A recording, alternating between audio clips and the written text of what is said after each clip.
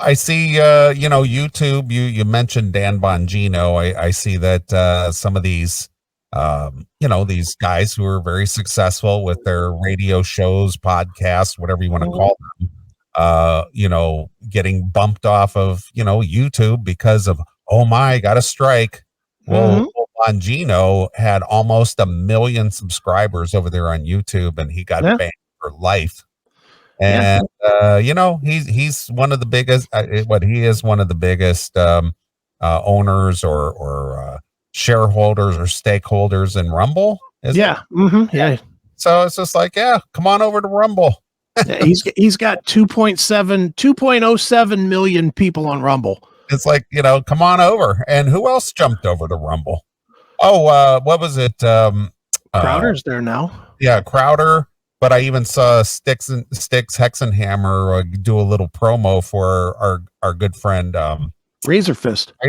He also got a YouTube strike. Yeah, he got a strike, and now he hasn't been on Rumble very long, but he's been on Bitchute and Odysee for a while, and he's got pretty good followings on both. Right. He does well there. I mean, the reality is you're gonna need more. It's one thing to have guys like Bongino jump over. That's fine. I mean, that's going to draw some people, but you got to have more. What the guy Jeremy from the Quartering calls them normies. He's like, you got to have more normies go over to the alt tech that aren't talking about. They're not talking about politics. They're not talking about Israel. They're not talking about Nazis. They're just people with their fucking dogs, or this is my favorite album, or did you see this movie or whatever? You need more of that so that more people will come over and have something to watch, because the bulk of the people don't want to.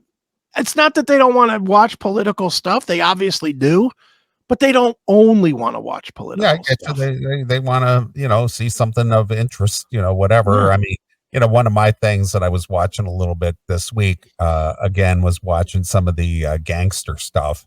Sure. The history of notorious gangsters again, and I was watching a little bit about, watching some of that stuff. I hadn't watched, some of it I saw before, or some of the things I'm discovering I hadn't seen before. Sure. But that was a really interesting era, especially, during Prohibition.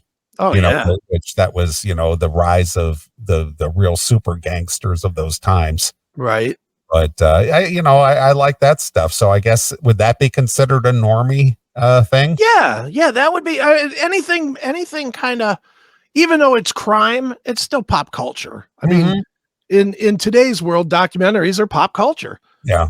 Dude, there's this guy, and he may actually be on the other platforms, but I only have seen him on YouTube, and I can't find him anywhere, so I'm assuming no. There's a guy, I don't know his name, but he does a show called This Is Monsters. It's on YouTube. It's fucking the best. And it's just a guy that he investigates or tells the story of not the big famous people, but people that like kill their whole family or kill their brother or something. Yeah, sure. What do they call that? Patricide or patricide, where they kill their own children and things. Yeah.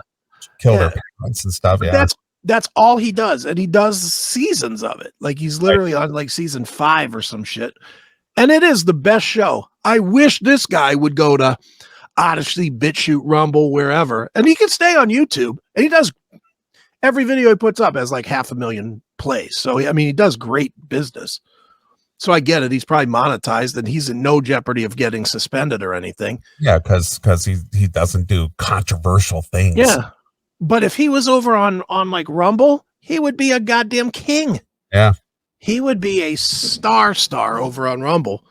And I guess, in many cases, I think it comes down to money.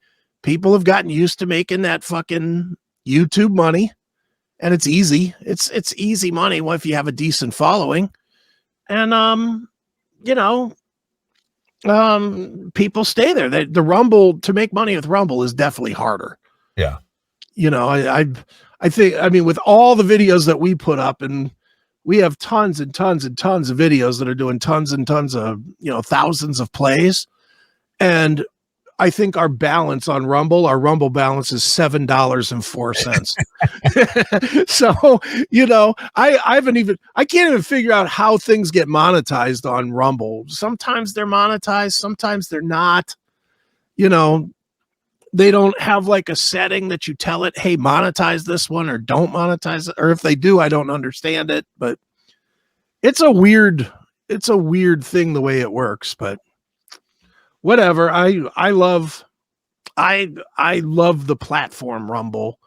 And to be honest, I wish if everything was even, I would be Bitchute all the way. Bitchute is my favorite of the four, of Rumble, Bitchute, Odysee, and YouTube.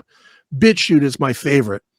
The problem is that for coding reasons, Bitchute's a pain in the ass because it BITCHUTE, it has the word bitch in it. So because it has the word bitch in it, a lot of these fucking browsers will black out the videos, like almost as like a spam protector or something, because it has the word bitch in it. So I can't use it as our primary to promote, the CMS. Otherwise I would.